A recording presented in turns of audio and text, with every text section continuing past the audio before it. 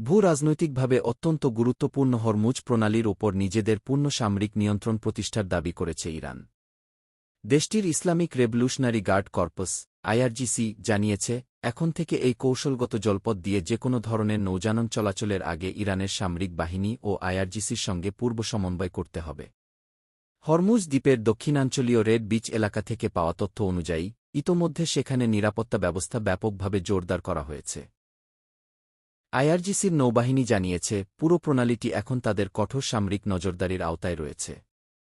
নতুন ঘোষণায় আরও বলা হয়েছে, শত্রুভাবাপন্ন বা প্রতিদ্বন্দ্বী দেশের কোনো সামরিক জাহাজকে এই প্রণালী দিয়ে চলাচলের অনুমতি দেওয়া হবে না।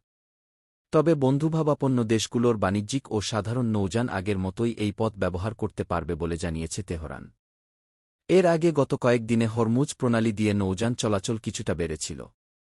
বিভিন্ন সূত্রের দাবি, বিশেষ করে চীনা কোম্পানির প্রায় ৩০ থেকে ৪০টি জাহাজ এই পথ অতিক্রম করেছে।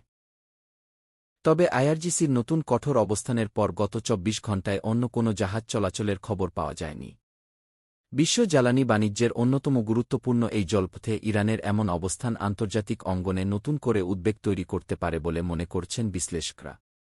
আল জাজিরার প্রতিবেদন থেকে তথ্য সংগ্রহ করা হয়েছে।